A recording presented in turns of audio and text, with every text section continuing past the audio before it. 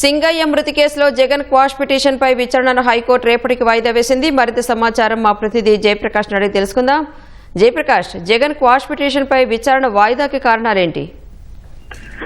రాణి, ఈ రోజు మాజీ సీఎం జగన్, అదే విధంగా జగన్ తో పాటు మరికొంతమంది వైసీపీ నేతలు దాఖలు చేసినటువంటి క్వాష్ పిటిషన్ల పైన హైకోర్టు విచారణ జరిపింది. తదుపరి విచారణను రేపటికి వాయిదా వేసింది. ప్రారంభ సమయంలోనే ఏజీ ప్రభుత్వ తరపు న్యాయవాది దీనికి సంబంధించినటువంటి డాక్యుమెంట్స్ ను సమర్పించడానికి కొంత సమయం కోరిన నేపథ్యంలో తదుపరి విచారణను రేపటికి వాయిదా వేస్తూ హైకోర్టు ఉత్తర్వులు జారీ చేసింది. ఈ కేసు ప్రధానంగా చూసుకున్నట్లయితే ఇటీవల పల్నాడు జిల్లా రెంటపాలలో పర్యటనకు వెళ్లిన సందర్భంలో ఇక్కడ ఏట్కూరు రోడ్డు, గుంటూరు జిల్లా పరిధిలో ఏట్కూరు రోడ్డులో ఆయన జగన్ ను ప్రయాణిస్తున్నటువంటి వాహనం కింద సింగయ్య అనే వ్యక్తి పడినట్లు అక్కడ వీడియో వైరల్ కావడం, దానిపైన విచారణ జరిపి పోలీసులు కేసు నమోదు చేశారు. అందులో ఏటూగా జగన్ ఉంచారు. ఆ తర్వాత మిగతా పేర్ని నాని, అదేవిధంగా విడుదల రజనీతో పాటు మరి కొంతమందిని ఈ కేసులో నిందితులుగా చేశారు. వీరంతా పిటిషన్లు ముందు క్వాష్ పిటిషన్లు దాఖలు చేశారు.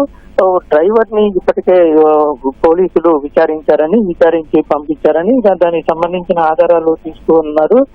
ఏదైతే వాహనం యాక్సిడెంట్ జరిగిందో అని చెప్తూ ఉన్నారో ఆ వాహనాన్ని కూడా పోలీసులు నల్లపాడు పోలీసులు స్వాధీనం చేసుకున్నారని ఆయన ఆ పిటిషన్ లో తెలిపారు. దీంతో పాటు ఆ వాహనం చాలా బరువు ఎక్కువగా ఉంటుంది. అందులో ఆ వాహనం కింద పడితే, అంత బరువైన వాహనం కింద పడితే మనిషి ఎలాగా ఉంటాడా అనేది ఒకసారి చూసుకోవచ్చు. అయితే కేవలం తనను ఇరికించేందుకే ప్రయత్నించారని, తాను అమాయకుందని ఈ కేసులో ఇరికించేందుకు ప్రయత్నించారని ఆ పిటిషన్ లో పేర్కొన్నారు. ఈ కేసు పూర్వపరాలు చూసినట్లయితే సాధారణంగా ఒక వాహనం బరువు, దాంతో వెళ్లే స్పీడ్ ని బట్టి కూడా ఆధారపడి ఉంటుంది. ర్యాలీలో జరిగేటప్పుడు చాలా సర్వసాధారణంగా మనిషి ఎలా నడుస్తాడో అంతే స్పీడ్ తోటి వాహనం ర్యాలీగా వెళ్తూ అక్కడ ఉన్నటువంటి వాళ్ళందరినీ పలకరించుకుంటూ వెళ్తున్న పరిస్థితే ఉంటుంది. అదే పరిస్థితిని మనం వీడియోలో కూడా చూసాము. మరి వాహనం ఒక వ్యక్తి పైనుంచి వెళ్ళాలంటే కొంత స్పీడ్ అనేది ఇందులో చాలా కీలకంగా ఉంటుంది.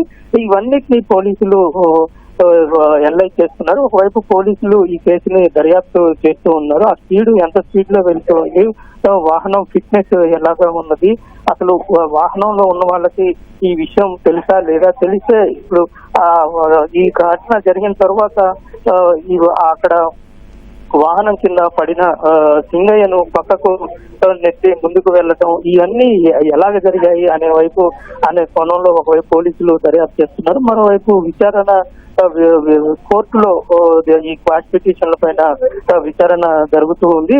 అయితే ఈ రోజు ఈ పోలీసు దర్యాప్తుకు సంబంధించి వివరాలను, అదే విధంగా అసలు ఏం జరిగింది అనే సంబంధించిన వివరాలన్నింటినీ సమర్పించేందుకు, దానికి తగిన ఆధారాలు సమర్పించేందుకు ప్రభుత్వ న్యాయవాది సమయం అడగడంతో తదుపరి విచారణ రేపటికి వాయిదా పడింది. ధన్యవాదాలు జయప్రకాష్.